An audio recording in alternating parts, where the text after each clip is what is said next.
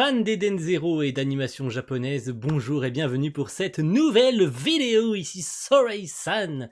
Et je vous retrouve pour un sujet très croustillant dans cette petite vidéo. On va parler aujourd'hui, vous avez cliqué sur le lien pour ça, hein, vous êtes venu ici pour ça, vous avez envie de savoir. Aujourd'hui, je vais vous parler un petit peu d'une interview qui a été publié sur le site d'AniCafé. AniCafé, c'est un site brésilien dans lequel on retrouve un peu ce qu'on a dans nos sites européens, américains, etc. Où ils parlent d'animation japonaise, lol, hein, sans blague. Donc ils publient sur les staffs, ils publient sur pas mal de petites choses, sur les actus, etc. Voilà, c'est des sites un petit peu qu'on retrouve sur la toile, qui ressemblent un peu à Dala News, tu vois, ce genre de site-là. Et il n'y a pas très longtemps, voilà, il y a 2-3 jours au moment où je vous parle, au moment où j'enregistre, ils ont interviewé l'animateur Kenichiro Aoki. Oui, bien sûr, je me devais de faire une vidéo sur ça, c'est logique, hein. Donc Aoki a répondu un petit peu aux questions de la personne, hein, chez AniCafé. C'est une interview qui est uniquement en portugais, hein, vous vous en doutez, parce que comme j'ai dit, AniCafé est un site brésilien, c'est en portugais. J'ai pas voulu attendre que l'interview soit traduite en anglais, la flemme, hein, j'ai envie de dire, vu qu'on a aujourd'hui avec internet des outils de traduction, hein, qui nous permettent d'avoir facilement une traduction très propre, et j'ai une traduction très propre à vous proposer. Donc vous aurez en screenshot évidemment les questions et les réponses, hein, d'Aoki. Donc ne vous inquiétez pas. Donc elle a été postée dans le but de parler un petit peu d'Eden Zero et des gros épisodes qu'Aoki a fait ces dernières semaines, ces derniers mois, pas spécialement que sur Eden Zero, mais certaines questions tournent autour d'Eden Zero. Voilà, donc on va débuter tout de suite. Voilà, vous retrouverez évidemment, si j'arrive si le temps que cette vidéo sort, s'il y a l'interview en anglais, je vous mettrai l'interview en anglais, et si d'ici là il n'y a pas d'interview encore en anglais, vous retrouverez l'interview en portugais que vous pourrez traduire à votre envie. Voilà, donc on est parti. Première question, qu'est-ce qui vous a poussé à vouloir devenir animateur? Y a-t-il un artiste ou une artiste d'une œuvre spécifique qui vous a inspiré? La réponse d'Aoki est: je voulais travailler avec quelque chose qui implique le dessin. Et j'ai décidé de devenir animateur parce que j'aimais les animations de Naruto. Voilà, donc Aoki, en fait, quand il était posé sur son petit canapé, quand il était plus jeune, il regardait des petits Norio Matsumoto animer des Sasuke contre Orochimaru, des petits Gaara versus Lee. Tu vois, le mec, il regardait ça, et il s'est dit, ok, j'ai envie de devenir animateur, c'est trop stylé. J'ai envie, c'est trop classe, voilà, je vais devenir animateur rien que pour ça. C'est beaucoup trop stylé. Et le mec, il a dû voir encore plus plus tard des Naruto Sasuke, donc toujours du Norio Matsumoto, voilà. Donc le mec, il a décidé de devenir animateur juste pour cette raison-là. Enfin, il y en a eu, il y a quelqu'un qui l'a inspiré, mais c'est parce qu'il voyait du Naruto et parce qu'il voulait voir quelque chose, il voulait faire quelque chose dans sa vie qui impliquait le dessin. Donc le gars, en voyant Naruto, il a fait, ok, je vais devenir animateur. Pourquoi pas? Genre, j'ai envie de dire, pourquoi pas si le mec, en voyant du Naruto à la télé quand il était plus jeune, il avait envie de démarrer l'animation? Bah, pourquoi pas, j'ai envie de dire. Voilà, c'est très cool. Deuxième question, vous travaillez chez JC Staff depuis le début de votre carrière. Pouvez-vous nous parler de votre parcours pour devenir un employé de l'entreprise? Parce que oui, ceux qui ne le savent pas, Kenichiro Aoki a un contrat avec JC Staff. Voilà, il travaille pour JC Staff, il est un employé de JC Staff, là où plusieurs personnes pourraient penser depuis quelque temps qu'il est freelance, mais qu'il travaille pour des productions de JC Staff. En tant qu'indépendant. Mais c'est pas le cas, hein, c'est pas un indépendant, il a un contrat avec JC Staff et il travaille pour JC Staff. Mais ça n'interdit pas aux animateurs, je tiens à le préciser, parce qu'il y en a, comme Nakamura par exemple, prenons un exemple plus parlant, il y a des animateurs comme Nakamura qui ont des contrats comme Aoki, mais sauf que pour le cas de Nakamura, c'est Bones, voilà, il travaille pour le studio Bones. Ça n'empêche pas les animateurs de travailler pour d'autres productions. Ils peuvent accepter des projets, hein. C'est pas interdit. En tout cas, je pense que dans la politique des studios, c'est pas interdit qu'un animateur accepte, si il est mandaté par un autre studio. Je pense pas que JC Staff va lui dire bah non, tu travailles pas pour un autre studio, tu vois. Je pense qu'ils vont pas lui interdire ça, surtout si le mec a envie de le faire. Ah, ça serait stupide. Donc la réponse d'Aoki, c'est: avant de devenir animateur chez JC Staff, j'étudiais l'animation et l'illustration à la Tama Art University à Tokyo. Voilà. Donc son parcours, donc c'est qu'il a, il a été là-bas. Voilà, il était dans une université, je pense, spécifique à l'animation. Voilà. Troisième question. En parlant de JC Staff, la plupart des animateurs deviennent des indépendants. Mais vous avez conservé le lien avec le studio jusqu'à aujourd'hui. Quels sont les avantages et les inconvénients d'être lié à un studio spécifique? La réponse est, pour moi, la question de la programmation est plus simple. Je n'ai pas à me soucier de la gestion du temps, ce qui me permet de me concentrer davantage sur les animations en elles-mêmes.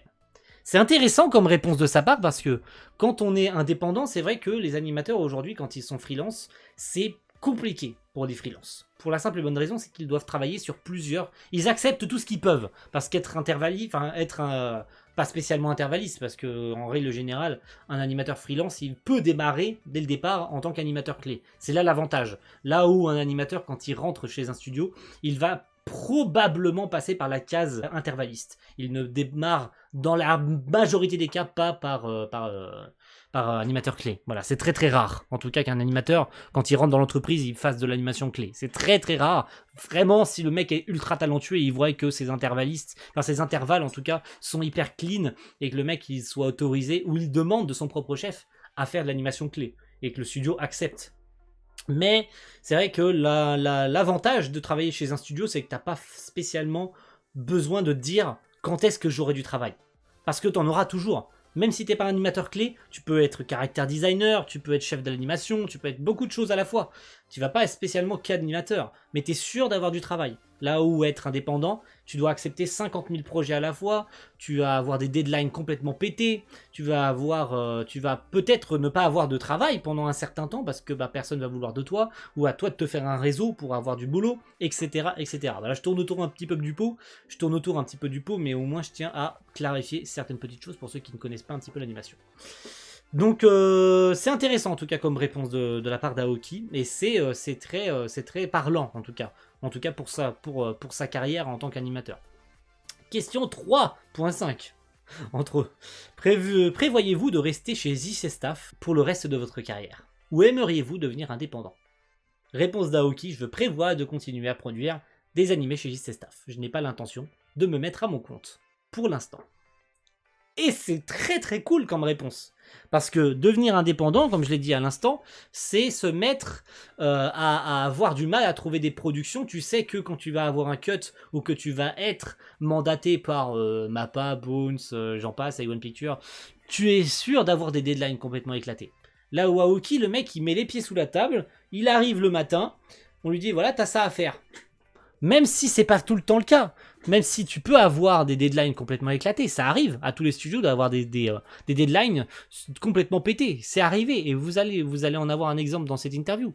Mais au moins le mec est sûr quand il arrive quand il arrive le matin, il a du travail.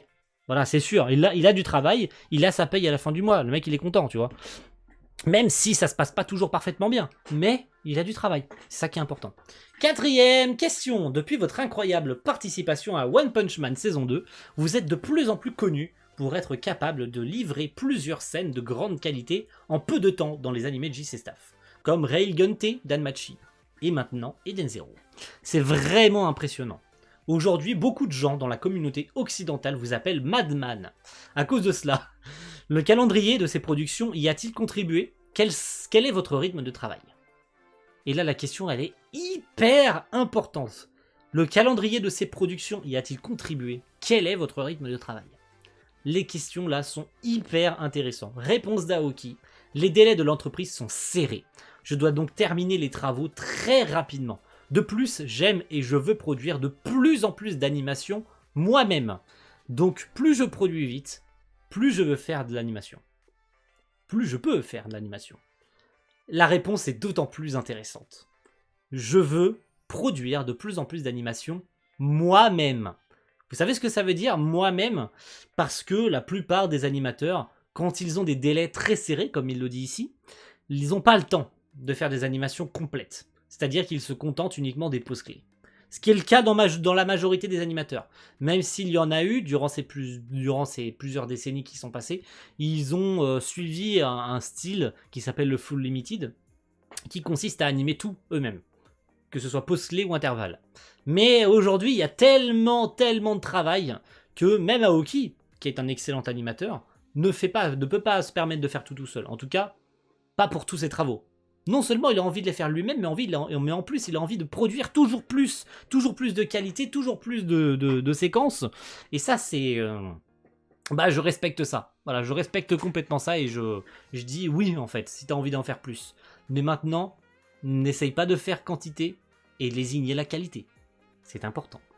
5e question. À quoi faites-vous le plus attention lorsque vous animez une scène? Réponse d'Aoki. Pour moi, la façon dont le mouvement s'écoule est la chose la plus importante. C'est pourquoi je ne dessine pas avec trop de détails. Et c'est vrai! Et c'est complètement vrai! Vous regardez une scène de Railgun, vous regardez une scène de Danmachi, et vous regardez une scène d'Eden Zero, il n'y a pas de détails sur ces séquences. Et ça suffit, ça se suffit à lui-même en fait. Et c'est là où est toute l'efficacité des séquences d'Aoki. C'est que même en n'ajoutant pas trop de détails, bah c'est magnifique en fait.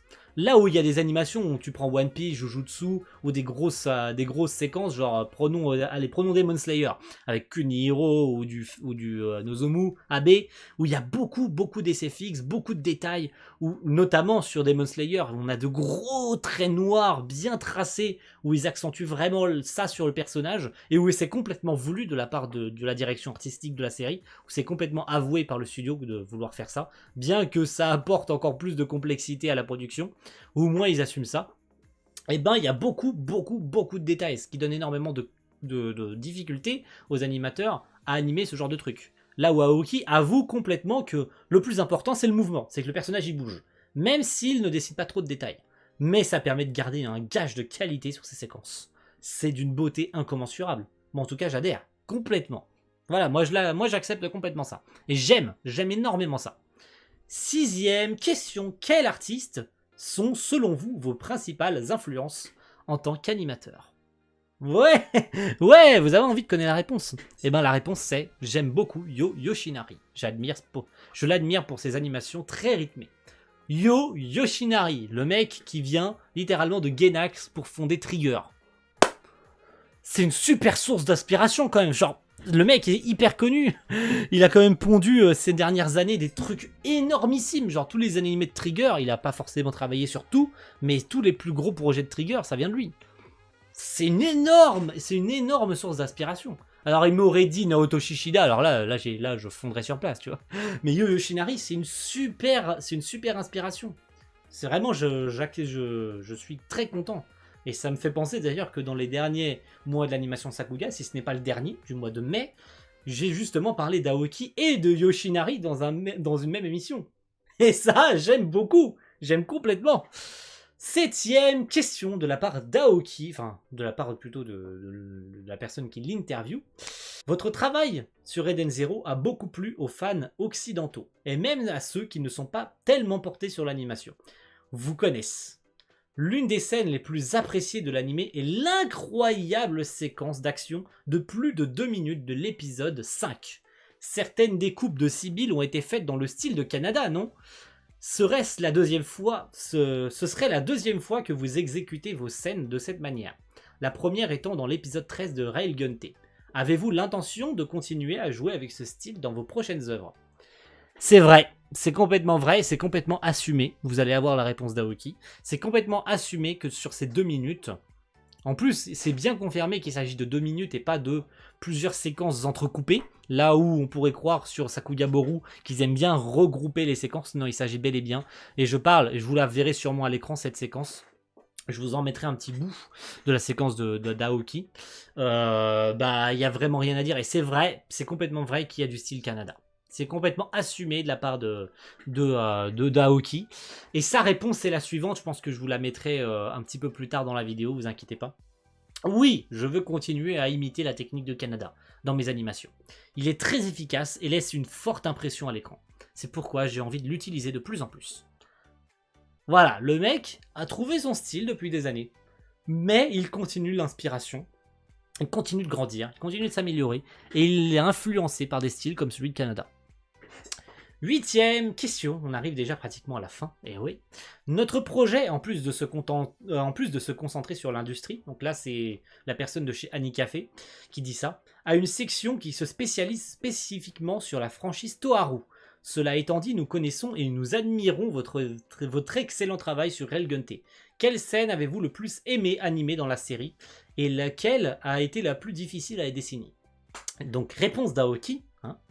J'ai vraiment aimé faire la scène de Saten avec Kendama. Le storyboard et la mise en scène de cette scène étaient également excellentes. Mais c'est pas tout. La scène du coup de poing de Sogita a été vraiment difficile à faire. Mais je pense avoir obtenu un bon résultat à la fin. Voilà. Pour ceux qui connaissent Railgun, je pense que vous êtes contents, plus ou moins. Voilà. Je pense que de savoir qu'en plus le mec a eu des difficultés à animer certains trucs, ça rend d'autant plus impressionnant le rendu final quand tu regardes la séquence. Et encore une fois, c'est cool. C'est cool. Voilà. 9e et avant-dernière question. Avez-vous des objectifs de carrière ou de travail que vous souhaitez atteindre? Nous savons que vous faites de belles illustrations sur votre compte Twitter personnel et sur Pixiv. C'est juste une supposition, mais est-ce que l'un de vos objectifs serait de devenir un concepteur de personnages pour un travail quelconque? Concepteur de personnages, caractère designer. Voilà, on précise bien. Réponse d'Aoki. Elle est très intéressante cette réponse. J'aime beaucoup Ghost in the Shell et Jojo, donc j'aimerais participer à la production de certains de ces animés. Je veux vraiment être un designer de personnages. Plus je reste chez JC Staff, plus j'ai de chances d'avoir j'ai de chances d'avoir cette chance, non? Je pense pas qu'il y aura de chance d'avoir cette chance, parce que Ghost in the Shell et Jojo, c'est pas chez JC Staff. Surtout Jojo, c'est David Production. Après Ghost in the Shell, c'est autre chose. Je sais pas d'où est-ce que ça vient. C'est peut-être JC Staff, Ghost in the Shell, mais je regarderai pour pas me tromper. Mais il aimerait devenir character designer. Et ça les gars, si jamais ça arrive un jour, je peux vous dire que si jamais sur un animé de JC Staff, je vois character designer Kenichiro Aoki, mais je regarde, même si le scénario m'emballe pas des masses, même si au niveau de la qualité c'est pas ça, même si genre y a pas beaucoup de Sakuga ou quoi, même si c'est pas populaire, s'il y a Kenichiro Aoki en termes de character designer, mais je regarde direct, ça me viendrait à l'esprit de regarder quoi. Genre vraiment, je fonce dessus si je vois Kenichiro Aoki, character designer. 10e et dernière question, et on arrive déjà au bout de cette interview. Voilà, c'était vraiment génial. 10e et dernière question, pour finir, voudriez-vous laisser un message aux fans brésiliens? Donc je pense qu'on peut aussi le compter parmi nous. Voilà, on ouvre notre cœur et on écoute ce message. Nous vous remercions beaucoup d'avoir pris le temps de répondre à nos questions, même si vous êtes très occupés. Réponse d'Aoki. Vous l'aurez beaucoup entendu aujourd'hui, ça. Salut, fans du Brésil. Merci d'aimer autant les animés et les mangas du Japon. Je veux continuer à faire des animations qui peuvent vous divertir tous. Je vais faire des animations encore meilleures que celle-ci, alors réjouissez-vous. Merci beaucoup. Merci à tous d'avoir suivi cette vidéo. Il y en avait une autre, une interview que j'aurais bien voulu vous faire, mais elle est en japonais, mais honnêtement j'ai un peu la flemme. Il s'agit d'une interview d'Ishihara et de Yuki Suzuki, donc respectivement le réalisateur en chef et le réalisateur d'Eden Zero, mais comme elle est en japonais et que les traductions sont pas très bonnes et que j'ai pas envie de vous faire un truc vraiment mauvais, donc je me suis contenté de faire cette interview sur Kenichiro Aoki. Vous savez que je l'aime beaucoup, car c'est pratiquement, si ce n'est déjà le cas, devenu l'un de mes animateurs préférés de la Japanimation. Il y en a beaucoup d'autres que j'adore, mais Aoki il est vraiment entré dans mon cœur, vraiment beaucoup, donc ça me tenait énormément à... Je voulais, voilà, dès que j'ai vu cette interview popper, ça va finir en vidéo, obligatoirement. Donc merci à tous d'avoir suivi cette vidéo, j'espère que ça vous aura plu, j'espère que les réponses de Aoki vous auront plu, sur ses projets d'avenir, sur ses projets actuels, sur ses inspirations, sur le fait qu'il utilise le style Canada, sur les scènes qu'il a aimé animer et qui ont été difficiles à animer, etc. etc. Donc voilà, merci à tous d'avoir suivi cette vidéo, et rendez-vous très vite pour de nouveaux contenus. A plus tout le monde. Ciao.